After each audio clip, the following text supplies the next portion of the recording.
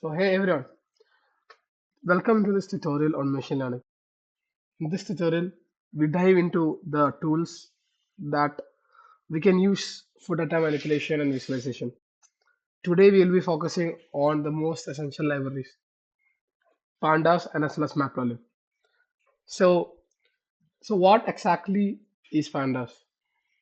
Pandas is actually a library that is used in Python, where you are able to manipulate and store data in the form of CSV files. So we can retrieve data from CSV files, manipulate it and store back or convert into CSV files. So today I'll show you a few examples of or like how to use pandas. So here we have a data set that we are using. As you can see, had heart disease data set. So this is a CSV file. To read a particular data from pandas, we have to use the function called read CSV. So this is one of the basic functionalities that comes under pandas. When we use this function, we are able to retrieve every data, not every data, I mean like every data that we have in the CSV files. So now while using this function, all the data that is properly arranged in the CSV files will be visible to us in the form of tables. So what exactly is this head function? So head function is a function that allows us to view the data properly. So we can view as much as of data that we want. For example, I can view the first 10 rows, or it can be first 15 rows, whatever it is, or like as much as data that you want, which means the total number of rows. If you want to view the total number of rows, you have to specify the number of rows that is present in your data set. Now coming to the part called series. So in pandas, there is a concept called one-dimensional labeled data frame. So series is a one-dimensional labeled data frame. Usually, the normal data frames will have more than one columns, but series only has one particular column. So that is why it's called one-dimensional data frame. So we can create a series using the normal list. As you can see, we have specified a list of few objects. If you run this, you can see there's only one column and it has indexes. Like each value that you can see will have indexes. But obviously, we can customize the index in the way you want. Like if I give any value or like any number, then I can customize the index based on that particular value that you give. And the last usage of the series is in certain cases, if you want to use the data as a single column, it is very useful that you have to use series. Next, the concept that is really important under pandas is all the functionalities. So there are few functions that you have to use when it comes to data manipulation. So this functions is essential because if you are like a aspiring data scientist or like a machine learning engineer who's working in supervised data, it's essential that you need to know these functions. So the first function that we're going to discuss is data dot columns. So what is columns functions? So this particular function allows us to display the number of columns that we have uh, under a particular data set. And okay, so data dot we are discussing on data dot columns. So this function is exactly used for finding the different types of columns as you can see in your data set. So the syntax is basically how to specify the variable name that is associated with your data set. In my case, I've used the variable name called data because that's the variable which is allowing me to read the data from the CSV file. And Now we have few other functions, that is data.index. So what exactly data.index is that it will display the respective index of your uh, data frame. So as you can see, as I specified earlier, each value in your data frame will have an index 0, 1, 2, 3, 4, 7. Usually it will be in an specific order, ascending order, but if you are creating a series, obviously you are able to customize the index in your order that you want. And next function is a few arithmetical functions. That is one of the arithmetical function is data.sum.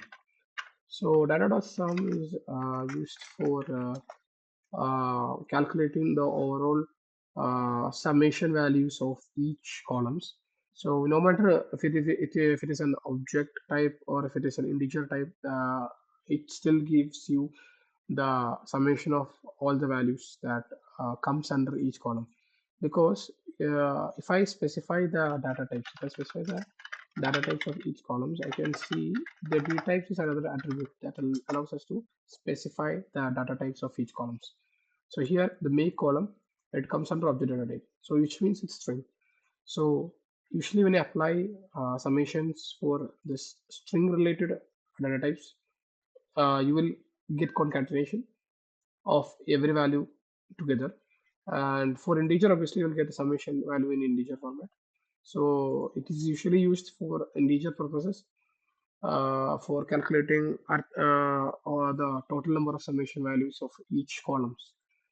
Then obviously you also have few other functions like data dot mean will return the mean values. So there are few functions that you can use like arithmetical functions like this. Uh,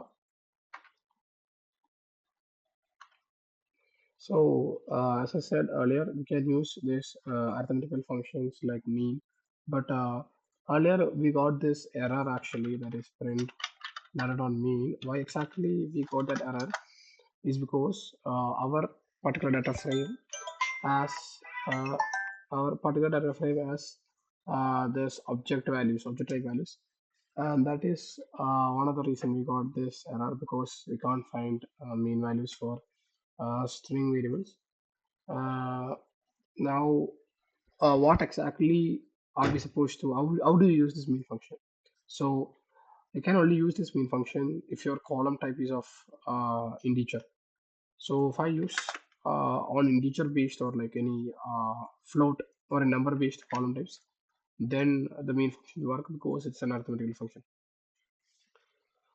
And that's few functions that you need to know about.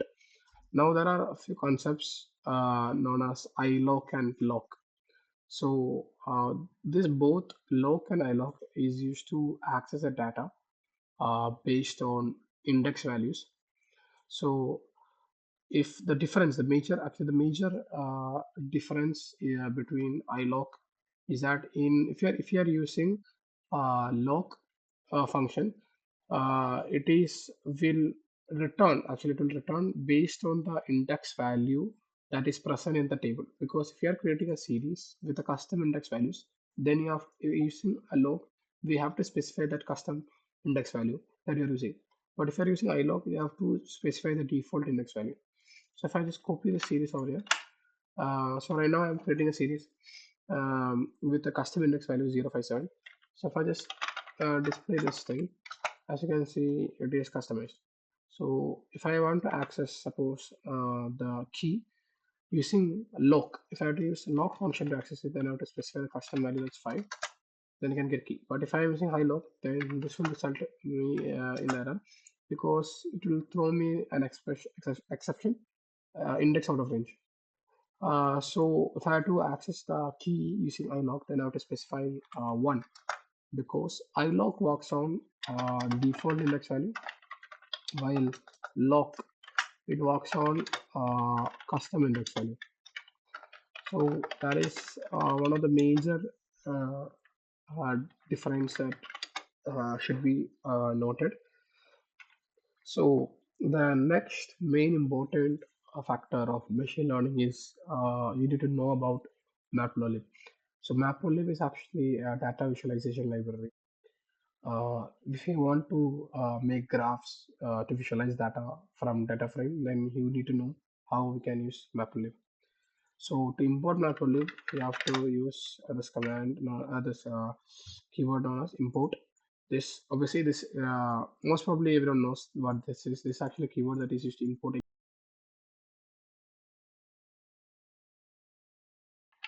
So what exactly is Matplotlib? It's actually a visualization library that is used for making graphs for data. So this is how you import the library.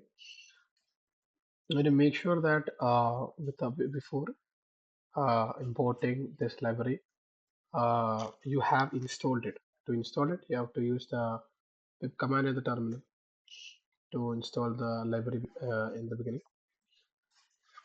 So this matplotlib library is basically used for visualization. So before we deal with visualization, you have to know one important fact. There are different types of graph. That is line graph, bar graph, scatter and histogram, etc. So what bar H means? Bar horizontal, which means the graph will be plotted in a horizontal manner. And also one of the most important things that you should notice is that we can always change the style of the graph. Okay, so the style, there are different types of style that is available in the library of Matplotlib. As you can see, there are a lot of styles. And the most important aspect of this is that you have to keep in mind is whenever you are using a style, you have to specify the name completely, or else it will result in error. Now, as I said before, there are different types of graph. There is histogram, and if I change this to bar graph, as you can see, the graph becomes in bar format, and at the same time, it can be also barage, which means the bar graph that is in orthogonal manner. Then if I just remove, by default it is always line graph. This is the default for this line graph. And if you want the kind to be hished also, histogram is available. Okay. Then the most important aspect is of Matplotlib is it's really versatile. You can customize the x and y axis easily by specify using the plt.x label and my label functions, and also you can customize the title of the plot that you want. If I There is one important aspect about Matplotlib is that whenever you are plotting a graph, it always specifies the description about it, and it kind of ruins the output, or it is not very good that it shows the description because I always like the output typically, so you can use semicolon to remove that description about the graph so your output looks pretty clean. And now, if you want to change the style of the graph, you can use plt.style.use and specify the particular style that you want to use. So, suppose let's say I'm using this classic style. So just copy this classic over here and specify it properly. Then this is the classic style. And if I just use something else, some other style, let's say we'll try some other style like easy plot and see. So like as you can see, you can change the style. But if in the case like if I not specifying the name properly, obviously it would result in error because such a style is not available because you are not specifying the style properly. If you specify properly, obviously you can view it.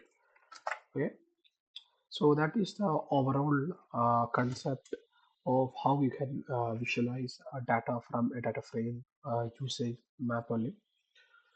And I hope this video was really useful.